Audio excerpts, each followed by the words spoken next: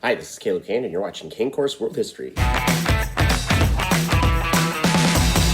you ever seen a movie where the ending wasn't exactly what you expected or you were kind of let down? Like maybe Rise of Skywalker. Yeah. Thanks, Disney, for taking something that I totally loved and absolutely destroying my childhood. Yeah, whatever. That's a story for another time. But that's actually what we're going to see today with the Cold War. A lot of times the Cold War is kind of one of these more anticlimactic events in world history. It's not really exactly what we expected, because if we remember, based on everything leading up to this point, the 1980s or so, the Soviet Union and the United States were on a collision course, this idea of mutually assured destruction, that one of them was going to destroy the other one and the other one would destroy the other one back. This never happens. And that's why we call it a Cold War.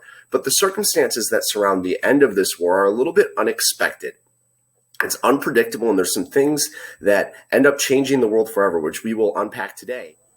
The story of the end of the Cold War actually starts about a decade earlier in 1972 with the SALT talks between Nixon and Leonid Brezhnev of the Soviet Union. Nixon's presidency is much different from that of JFK and LBJ before him because he was very focused on de-escalating the tensions between the Soviet Union and the United States. Remember, during JFK's presidency, we had things like the Cuban Missile Crisis and the Bay of Pigs invasion. All that made a very tense relationship with the Soviet Union.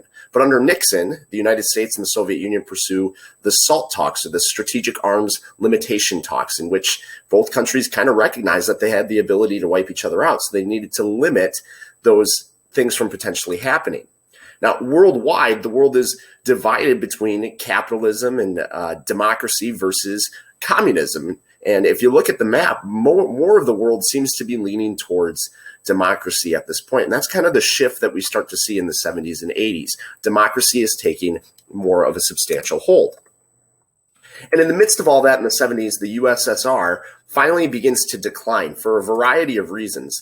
The first is that they go into an economic crisis. Communism, while it's a great idea on paper, actually prevents growth, economically speaking. So there's sort of a peak that you hit eventually with communism. And then from then on, it kind of goes down. And that's when people start to get restless. And as people throughout the communist bloc, right, these satellite nations that the Soviet Union had forced communism upon, get more frustrated with the economic status, they start to resist. And Czechoslovakia is a great example of that. And as famine and more economic woes trouble Czechoslovakia and other places, we start to see violence and resistance, as has been a theme throughout world history. But now it's even more apparent because of the nature of this idealistic struggle between democracy and communism. And the Soviet Union also has increasing tensions with its big communist ally, China.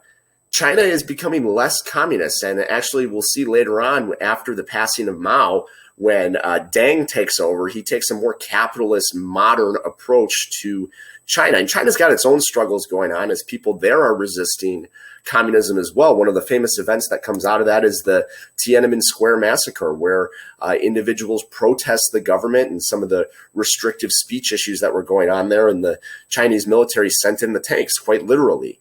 All of this is going on within the background of a growing United States and a more confident United States. Nixon will also try to take diplomacy to other nations. Here you can see him in China. He was the first U.S. president to actually go and visit China, and doing so made relationships a lot better by sharing culture and sharing worldviews, and therefore making the relationship one that wasn't as tense as it previously had been. However, maybe the biggest reason that the Soviet Union starts to decline is the fact that they invaded Afghanistan. Afghanistan was another one of these growing Middle Eastern countries that was viewed as a domino by both sides. It could swing to democracy or it could swing to communism. And in order to make that happen, the Soviet Union invaded.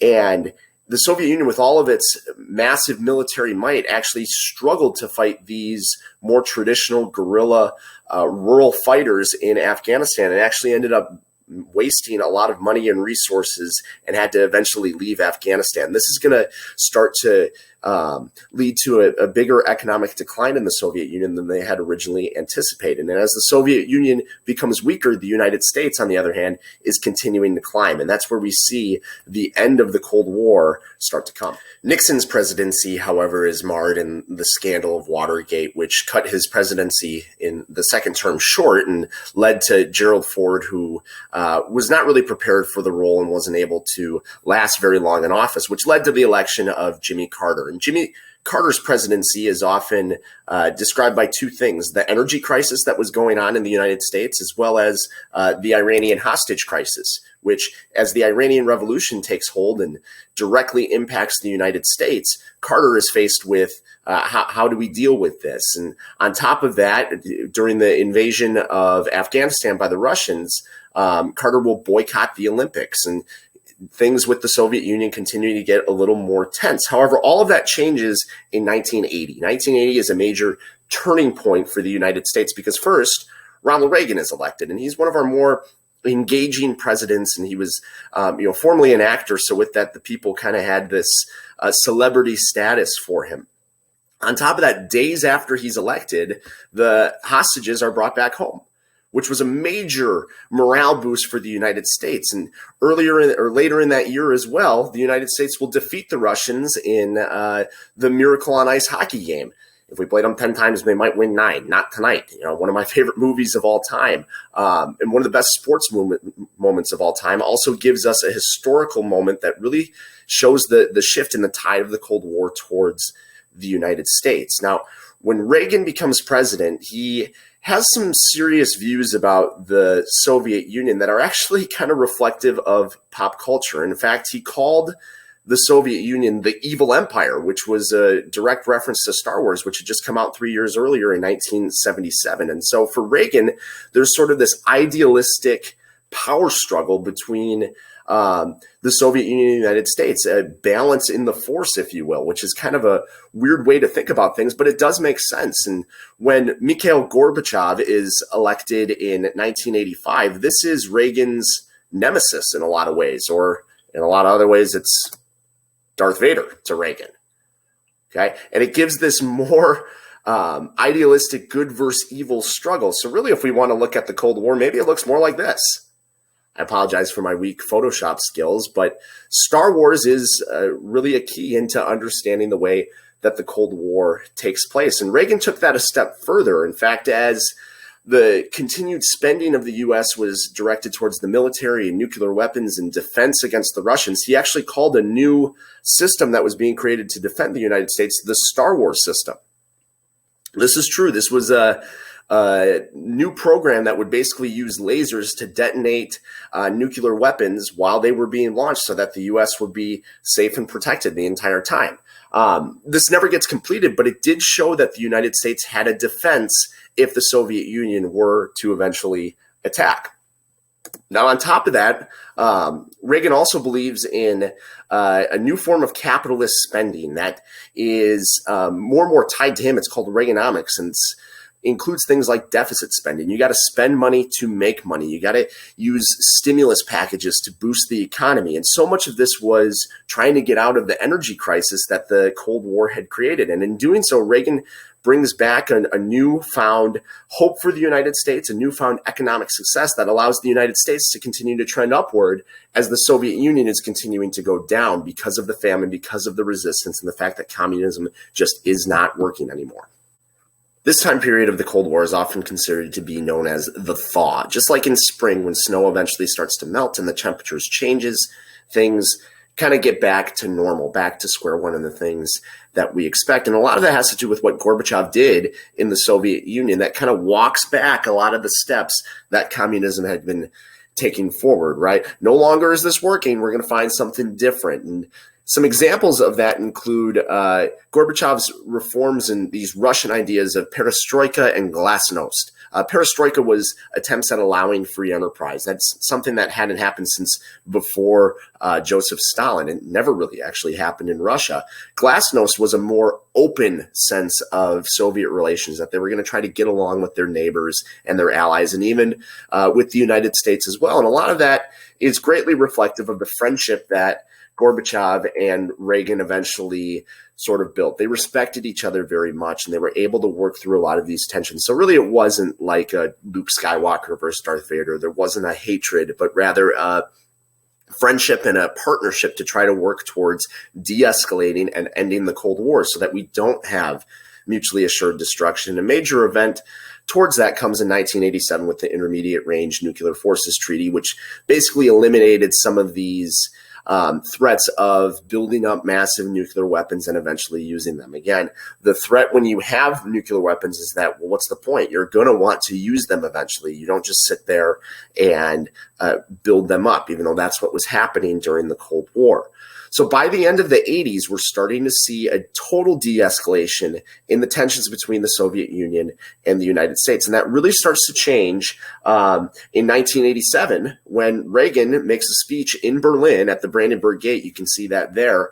That's become very famous because he uttered these words: "Mr. Gorbachev, tear down this wall." And 2 years later, the Russians did relent and the Berlin Wall was demolished. And that barrier between East and West Germany was finally gone. And so was the ideological barrier between the Soviet Union and the United States, between democracy and communism. That is now gone in pretty much every sense of the word. And over the next 10 years or so during the 90s, the Soviet Union begins to fall apart. By the middle of the 90s, it no longer exists. It is now an independent state called Russia, and all of these bloc countries gain their independence. States that you've heard of today, like Czechoslovakia and Slovenia and Estonia, Latvia, Lithuania, all of these are now independent. And we're suddenly looking at a world that was so much different than it was at the start of the Cold War. There has been so much change because of this ideological struggle. So let's take a look at what the effects really then are of the Cold War. Okay, obviously it dominates the 20th century, and we have this giant threat and this idea of the arms race, right? With countries trying to build up these weapons for their survival. But the real impacts isn't just weapons. It's the overall technological revolution that we see with the use of computers and phones and radios and all that. Not to mention the fact that we reach space, and the space race was another personification of this conflict. On top of that, we also see all of the proxy wars that were fought in the name of democracy or in the name of communism. Think Vietnam, think Iran-Contra. There's so many different conflicts that take place, or even going back to the start of the Cold War with Korea. All of this was a response to communism or democracy. So you start to see these superpowers getting very involved, often with dirty tricks in these smaller, new developing countries. And on top of that, we also just see this widespread feeling of fear. Are we going to get bombed? Are we going to get attacked? Are we going to attack? That's a level of fear that you and I haven't had to live under. But it is still a major aspect of the Cold War. And on top of that, we see all of the terrorism. Remember the significance of 1972 with Munich, the terror going on the airlines in Palestine. Terrorism is a way for groups that have been marginalized or treated misfairly to strike back at the people in power and to make a now national statement or international statement because of the use of the media.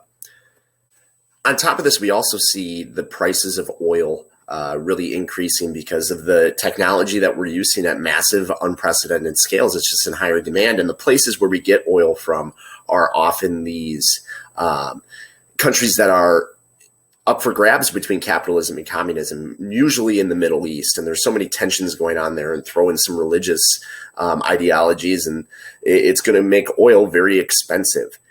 But really the big thing with the Cold War is that the United States has emerged as the survivor and the winner of the Cold War, if you could really call it that. It's really the only true superpower that remains, and is really seeing itself as not only the police force of the world, but a protector of democracy and a protector of the free world. And in doing so, the United States now has a sense of pride and maybe even arrogance that it truly is the superpower. And it's going to continue to act like that throughout the 90s and into our current time as well. The United States has remained a superpower ever since the Cold War. And therein lies the significance of the Cold War. The world we live in today is a direct representation of the identity that the United States built up during the Cold War. And the success that it had economically and militaristically allows it to continue to have this role. And we will continue to unpack the changes in the United States and the changes in the world as the world becomes more connected and more modern and more technologically advanced in the future. Thanks for watching.